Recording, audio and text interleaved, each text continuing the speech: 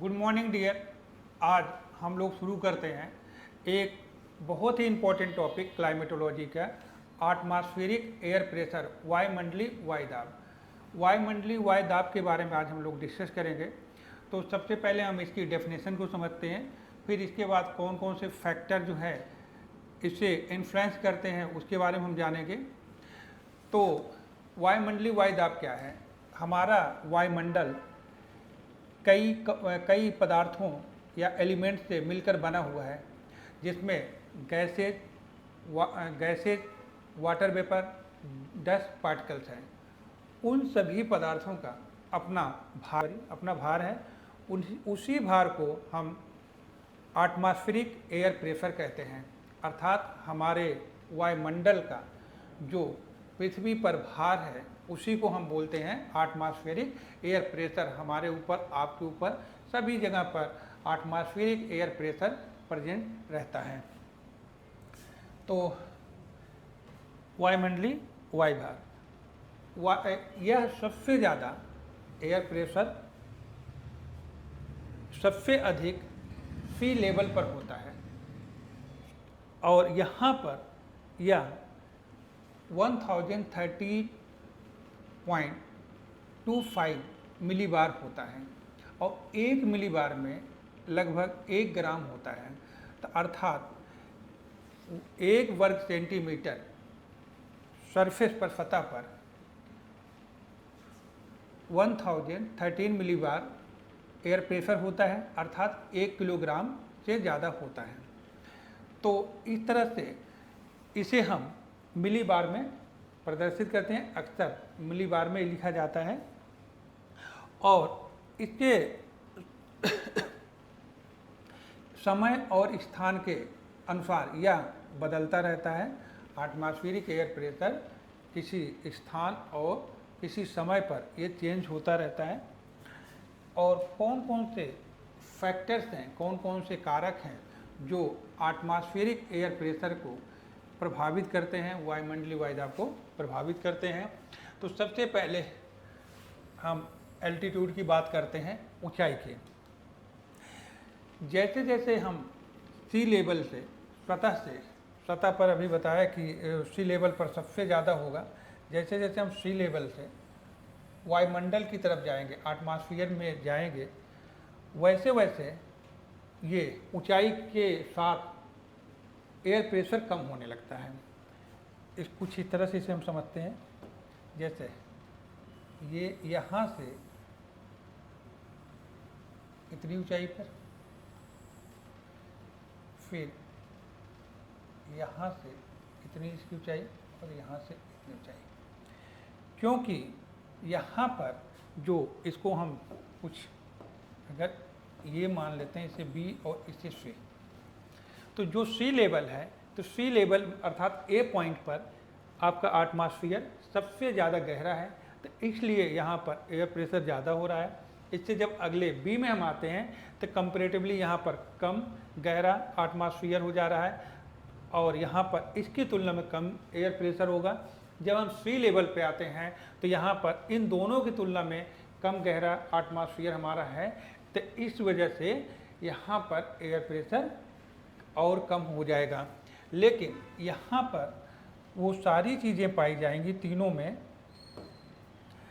Gases, dust particles और water vapour. तो यहाँ भी वो चीज़ें हैं, यहाँ भी हैं, यहाँ भी हैं, तीनों में पाई जाएंगी। बट ये है कि जैसे जैसे हम सी लेवल से ऊपर की तरफ जाते हैं, ऊंचाई की तरफ जाते हैं, तो वहाँ पर एयर प्रेशर कम होने लगता है।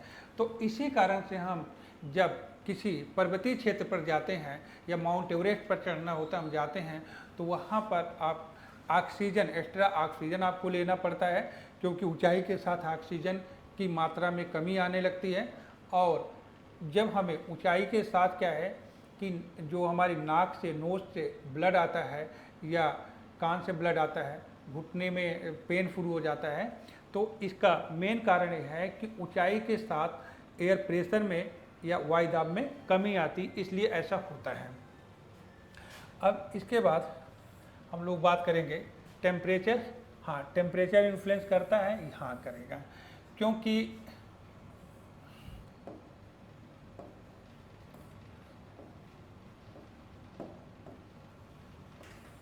यहाँ से सन रेज आ रही है, सूरज की किरणें आ रही हैं। अगर मान लो एक प्लेस है इसका ये, और एक बी प्लेस है और एक सी प्लेस है, तो यहाँ पर ए प्लेस पर सूर्य की किरणें क्या होगी, वर्टिकल होगी। यहाँ पर टेम्परेचर ज़्यादा होगा, टेम्परेचर ज़्यादा होने की वजह से यहाँ की वायु गर्म हो जाएगी, गर्म होने की वजह से वो हल्की होगी और यहाँ पर प्रेशर लो हो जाएगा। यहाँ पर हाई टेम्परेचर हो जाएगा, इसलिए यहाँ पर लो प्रेशर, उच्च तापमान होगा, इसलिए यहाँ पर ए प्लेस पर निम्न वायुदाब हो जाएगा। जबकि बी और सी की पर इसकी तुलना में कम टेम्परेचर आ रहा है, तो यहाँ पर क्या होगा कि लो टेम्परेचर है तो कंपैरेटिवली हाई प्रेशर यहाँ पर हो जाएगा। यहाँ पर भी low temperature comparatively high pressure हो जाएगा, दोनों स्थान पर ये चीज़ें दिखेंगी। तो ये फैक्टर आप इक्वेटर का इसका एग्जांपल ले सकते हैं। इक्वेटर पर ज़्यादा टेम्परेचर होता है इसलिए प्रेशर लो है, पोलर एरिया पे कम टेम्परेचर, प्रेशर हाई यहाँ पर होता है। इसके बाद हम लोग बात करेंगे ग्रेविटी ऑफ द अर्थ। ठीक है, पृथ्वी का जो गुरुत्वाकर्षण है इसकी क्या भूमिका होती है, ये भी इन्फ्लुएंस। हाँ, सबसे ज़्यादा इसका प्रभाव पड़ता है क्योंकि इसी की वजह से वायुमंडल हमारे साथ टिका हुआ है। तो जिन क्षेत्र पर, जो क्षेत्र पृथ्वी के केंद्र के पास होंगे, सेंटर के पास, जहाँ पर ग्रेविटेशनल फोर्स ज़्यादा होगा, वहाँ पर एयर प्रेशर ज़्यादा होगा। जो क्षेत्र जो है सेंटर से दूर होंगे वहाँ पर ग्रेविटेशनल फोर्स कम लगेगा और वहाँ पर एयर प्रेशर कम होगा। इसका सबसे अच्छा उदाहरण कि अगर हम इक्वेटर के सहारे और अगर ये पोल के सहारे देखते हैं, तो इक्वेटर जो है, ये इक्वेटर के सहारे जो है सेंटर से डिस्टेंस ज़्यादा होती है, जबकि पोल पर यहाँ पर ग्रेविटेशनल फोर्स ज़्यादा काम करता है। तो इस वजह से यहाँ पर लो प्रेशर होगा और यहाँ पर हाई प्रेशर हो जाएगा, क्योंकि यहाँ पर ग्रेविटेशनल फोर्स ज़्यादा काम करेगी और ये केंद्र के ज़्यादा पास क्षेत्र है, और ये ग्रेविटेशनल फोर्स कम काम करेगी क्योंकि केंद्र से दूर है इक्वेटर वाली लाइन। तो इसका एग्जांपल, इसके बाद जो है कुछ विंड्स है, हवाएं। हाँ, हवाएं भी इम्पैक्ट डालती हैं एयर प्रेशर पर। जैसे एग्जांपल, अगर मान लो कोई साइक्लोनिक कंडीशन है, अगर साइक्लोनिक कंडीशन है तो साइक्लोन अगर आ रहा है तो साइक्लोन में लो प्रेशर केंद्र होता है, तो यहाँ पर लो प्रेशर हो जाएगा। और अगर कोई क्षेत्र ऐसा है जहाँ पर एंटी साइक्लोन है, एंटी साइक्लोन, तो यहाँ पर एंटी साइक्लोन है तो यहाँ पर हाई प्रेशर हो जाएगा। तो विंड का भी इम्पैक्ट पड़ेगा।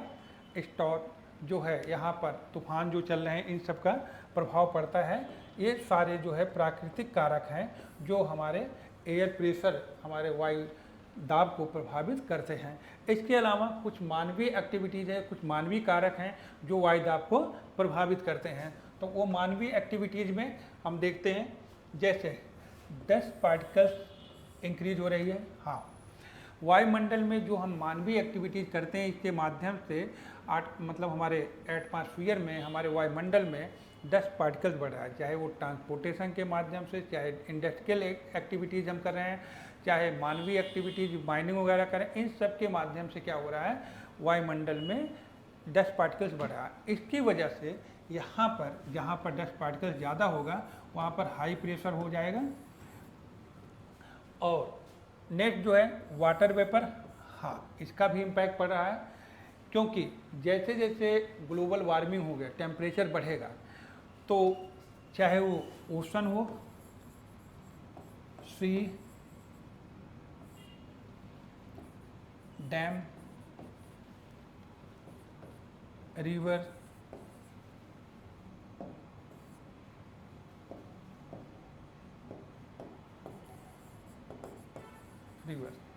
ये जितने भी अर्थात ऑल वाटर बॉडी, जो सभी जो जलीय क्षेत्र हैं उन सब पर ज़्यादा ग्लोबल वार्मिंग की वजह से क्या हो, टेम्परेचर जब बढ़ रहा है तो उन क्षेत्रों में ज़्यादा एवोपरेशन होगा। जब एवोपरेशन ज़्यादा होगा तो क्या होगा कि वायुमंडल में जलवाष्प की मात्रा बढ़ेगी, तो इससे हाई वहाँ पर हाई प्रेशर क्रिएट होगा। तो इनके सहारे क्या होगा कि हाई प्रेशर बनेगा। ठीक, इसके बाद CO2 इंक्रीज कर रहा है, इसका भी इम्पैक्ट पड़ेगा। हाँ, जब CO2 की मात्रा में वृद्धि होगी, CO2 की मात्रा में मानवीय एक्टिविटीज हो रही है जिसकी वजह से CO2 की मात्रा में वृद्धि होगी, इसके जब इंक्रीज करेगा तो क्या होगा, टेम्परेचर बढ़ेगा। टेम्परेचर बढ़ने की वजह से क्या होगा, जब तापमान बढ़ रहा है उसकी वजह से एयर प्रेशर लो हो जाएगा, निम्न वायुदाब केंद्र हो जाएगा। ठीक, अब लास्ट जो है ग्लोबल वार्मिंग, तो ग्लोबल वार्मिंग का भी इम्पैक्ट पड़ रहा है हमारे एटमॉस्फेयर पे, वायुमंडल पे। हाँ, क्योंकि ग्लोबल वार्मिंग की वजह से हमारा टेम्परेचर बढ़ेगा। जब टेम्परेचर बढ़ेगा तो वहाँ पर क्या होगा कि उस क्षेत्र में एयर प्रेशर कम हो जाएगा। तो ये सारे फैक्टर हैं, कुछ जो है फिजिकल या नेचुरल फैक्टर और कुछ ह्यूमन फैक्टर हैं, मानवीय कारक हैं जो एयर प्रेशर को इम्पैक्ट करते हैं, प्रभावित इन्फ्लुएंस करते हैं, प्रभावित करते हैं। इसके बाद इससे रिलेटेड कुछ टर्म्स हैं जो काफ़ी आपके लिए इम्पॉर्टेंट हैं, उनको हम समझते हैं। वो जैसे इसमें है आइसोबार लाइन और दूसरा प्रेशर ग्रेडियंट, ये दोनों चीज़ समझते हैं। तो आइसोबार लाइन क्या होती है कि दो समान या दो से अधिक समान एयर प्रेशर, समान वायुदाब वाले क्षेत्रों को मिलाने वाली लाइन को, रेखा को आइसोबार लाइन हम बोलते हैं। जैसे मान लो कि ये दिल्ली है, आगरा, मथुरा, अगर मान लो इन सब का 999, इसका भी 999 और इसका भी 999, अगर इन सब का, ठीक है, एयर प्रेशर अगर 999 है तो इसे जो लाइन मिलाएगी उसे हम बोलते हैं, हॉरिजेंटल रूप से जो लाइन इसे मिलाएगी उसे हम बोलते हैं आइसोबार लाइन। मतलब सभी स्थान, तीनों स्थान का एक जैसे एयर प्रेशर है, उस लाइन को, उस प्लेस को मिलाने वाली लाइन को आइसोबार लाइन कहते हैं। अब नेक्स्ट है प्रेशर ग्रेडियंट। तो प्रेशर ग्रेडियंट क्या होता है, दो या दो से अधिक, दो या दो से अधिक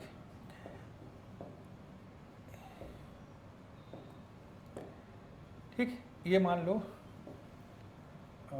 1000, 2, 1000, 1, 1000, 999, 1998, 1997, 96, ठीक है। तो दो या दो से अधिक, ठीक है, आइसोबार लाइन के बीच में जो डिफरेंस होता है, जो अंतर होता है, उसे हम बोलते हैं प्रेशर ग्रेडियंट। अब देखो यहाँ पर ये 1002 मतलब 1002, 1001, 1000, 999 और 998, इसी तरह से ये अलग अलग क्या है, हॉरिजेंटल रूप से आइसोबार लाइन है। इनके बीच में जो अंतर होता है, जो डिफरेंसेज होता है, उसे हम बोलते हैं प्रेशर ग्रेडियंट। अब ये जो है ऑलवेज जो है इनकी डायरेक्शन होती है high to low, high pressure से लो प्रेशर की तरफ होता है। और ये जो लाइन जितने पास, मतलब प्रेशर ग्रेडियंट अर्थात आइसोबार लाइन जितने पास होंगे उतना ही ज़्यादा इसमें प्रेशर ग्रेडियंट शो करेगा, और जितना ज़्यादा प्रेशर ग्रेडियंट ज़्यादा होगा उतने तीव्र गति से तूफान आएगा। जब भी कभी लाइफ में आपको बहुत तेज़ी तूफान चल रहा है, तो अगर आप ज्योग्राफी के छात्र हैं तो आपको ये फील होना चाहिए कि इस टाइम जो है हमारा प्रेशर ग्रेडियंट बहुत नियरेस्ट है, बहुत पास पास में है, इस वजह से ऐसा हो रहा है। Thank you. फ्लैग है अपना